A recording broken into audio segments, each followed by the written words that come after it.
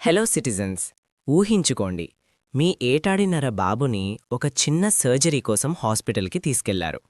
Consent form మీద సంతకం చేశారు.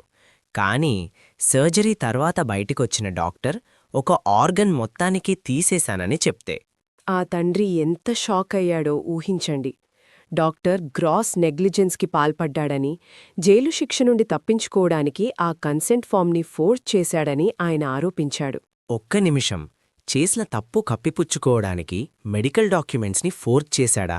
ఆ తండ్రి ఆరోపణ అదే. కాని సుప్రీంకోర్టు రీసెంట్గా doctor yes Balagopal versus state of TN కేసులో ఇచ్చిన తీర్పు ఇండియాలో మెడికల్ కన్సెంట్కు సంబంధించిన బౌండరీస్నే పూర్తిగా మార్చేసింది. అసలు ఏం జరిగింది ఈ కేసులో? ఇదంతా 2005లో మొదలైంది. ఒక బాబుని అన్డిసెండెడ్ లెఫ్ట్ టెస్టికల్ సమస్యతో హాస్పిటల్లో జాయిన్ చేశారు. ఆ తండ్రి కేవలం ఆర్కిడోపెక్సీ అంటే దాన్ని మళ్లీ పొజిషన్లో పెట్టే సర్జరీకి మాత్రమే కన్సెంట్ ఇచ్చాడు. అవును, అదొక రొటీన్ ప్రొసీజర్ కదా. కాని సర్జరీ మధ్యలో డాక్టర్ బాలగోపాల్కి ఒక విషయం అర్థమైంది. ఆ ఆర్గన్ పూర్తిగా డెవలప్ కాలేదని, దాన్ని అలాగే వదిలేస్తే ఫ్యూచర్లో క్యాన్సర్ వచ్చే రిస్క్ ఉందని, అందుకే ఆయన ఆర్కిడెక్టమీ అంటే దాన్ని పూర్తిగా రిమూవ్ చేసేశాడు. పేరెంట్స్ని అడగకుండానే ఆ డెసిషన్ తీసుకున్నాడా? ఆ తండ్రికి కోపం రావడంలో తప్పు లేదు, వెంటనే ఎఫ్ఐఆర్ ఫైల్ చేసుంటాడు కదా. అవును, ప్రాణానికి ముప్పు తెచ్చాడని ఐపీసీ సెక్షన్ 336 కింద, అలాగే ఫోర్జరీ కింద సెక్షన్ 465, 471 ప్రకారం క్రిమినల్ కేసులు పెట్టాడు. పోలీస్ ఛార్జ్షీట్ కూడా ఫైల్ అయింది. డాక్టర్కి జైలు శిక్ష పడే పరిస్థితి. మరి డాక్టర్ హైకోర్టుకి వెళ్లలేదా? వెళ్లాడు. సెక్షన్ 482 సిఆర్పీసీ కింద ఆ క్రిమినల్ కేసుని క్వాష్ చేయాలని పిటిషన్ వేశాడు. మెడికల్ బోర్డ్ ఆ డాక్టర్ తీసుకున్న డెసిషన్ కరెక్టే అని రిపోర్ట్ ఇచ్చినా ఆ ఫోర్జరీ విషయం మాత్రం ఫుల్ ట్రయల్లోనే తేలాలని హైకోర్టు చెప్పింది. ఆగండి, అంటే ఒక డాక్టర్ ఆపరేషన్ థియేటర్లో ప్రాణాలు నిలబెట్టి ఒక డెసిషన్ తీసుకున్నందుకు ఏళ్ల తరబడి ఫోర్జరీ ట్రయల్ ఫేస్ చేయాలా? ఇక్కడే సుప్రీంకోర్టు ఎంటర్ అయింది.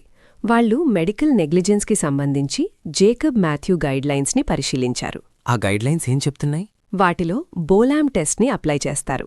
సింపుల్గా చెప్పాలంటే, ఒక డాక్టర్ని క్రిమినల్ అనాలంటే అతని యాక్షన్స్ ఒక ఆర్డినరీ స్కిల్డ్ ప్రొఫెషనల్ స్టాండర్డ్స్ కంటే దారుణంగా దిగజారి ఉండాలి. అంటే ఒక చిన్న పొరపాటు జరిగితే అది క్రైమ్ కాదు. ఎగ్జాక్ట్లీ. ఫ్యూచర్లో క్యాన్సర్ రాకుండా ఆ డిస్ప్లాస్టిక్ టెస్టికల్ని రిమూవ్ చేయడం ఒక స్టాండర్డ్ మెడికల్ ప్రాక్టీస్ అని మెడికల్ బోర్డ్ కన్ఫర్మ్ చేసింది. దాంతో ఆ నెగ్లిజెన్స్ ఛార్జ్ పూర్తిగా కొట్టేయబడింది. అది ఓకే, మరి ఫోర్జరీ సంగతేంటి? కన్సెంట్ ఫామ్ మార్చేశారని తండ్రి కంప్లైంట్ చేశాడు కదా.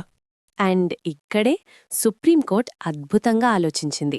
ఒక డిటెక్టివ్ లాగా డాక్యుమెంట్స్ని పరిశీలించింది. ఏం కనుక్కున్నారు? వాళ్ళు ఆ ఒరిజినల్ కన్సెంట్ ఫామ్ని చూశారు. అందులో ప్రింట్ చేసిన ఫార్మాట్లోనే ఒక స్లాష్ ఉంది.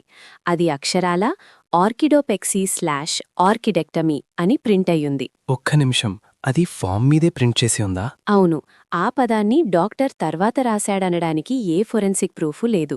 ఇంక్ మారలేదు, హ్యాండ్ రైటింగ్ మారలేదు. అయినా కూడా ప్రాసిక్యూషన్ ఆయన మీద ఫోర్జరీ కేసు పెట్టింది. అంటే ఎలాంటి ఆధారం లేకుండానే ఆయన్ని ఒక 10 ఏళ్లపాటు కోర్టుల చుట్టూ తిప్పబోయారా? కరెక్ట్. హైకోర్టు సాధారణంగా సెక్షన్ 482 సిఆర్పీసీ కింద మినీ ట్రయల్స్ చేయకూడదు. కానీ ఆరోపణలు మరీ విడ్డూరంగా ఉన్నా, బేసిక్ ఎవిడెన్స్ లేకపోయినా కేస్ని ఖచ్చితంగా క్వాష్ చేయాలని సుప్రీంకోర్టు స్పష్టం చేసింది. వావ్, ఇది డాక్టర్లకు ఒక పెద్ద రక్షణ కవచం లాంటిదన్నమాట. ఆపరేషన్ థియేటర్లో ఏవైనా క్రిటికల్ డెసిషన్స్ తీసుకోవాలంటే వాళ్ళు భయపడాల్సిన అవసరం లేదు. నిజమే. కనీస ప్రీమా ఫేసీ ఫోరెన్సిక్ ఆధారం లేకుండా కేవలం డాక్యుమెంట్ ట్యాంపరింగ్ ఆరోపణలతో డాక్టర్లను కోర్టుల చుట్టూ తిప్పడం న్యాయ ప్రక్రియను దుర్వినియోగం చేయడమే అని కోర్టు తేల్చి చెప్పింది. సో ఇది వింటున్న అందరికీ ఒకటే చెప్తున్నా, మీ హాస్పిటల్ కన్సెంట్ ఫామ్స్ని జాగ్రత్తగా చదవండి.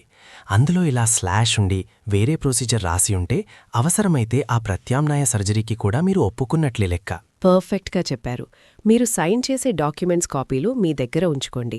డాక్టర్లు తీసుకునే కఠిన నిర్ణయాలకు చట్టం రక్షణ కల్పిస్తుంది, కానీ అదే సమయంలో కన్సెంట్ విషయంలో క్లారిటీ కూడా కోరుకుంటుంది.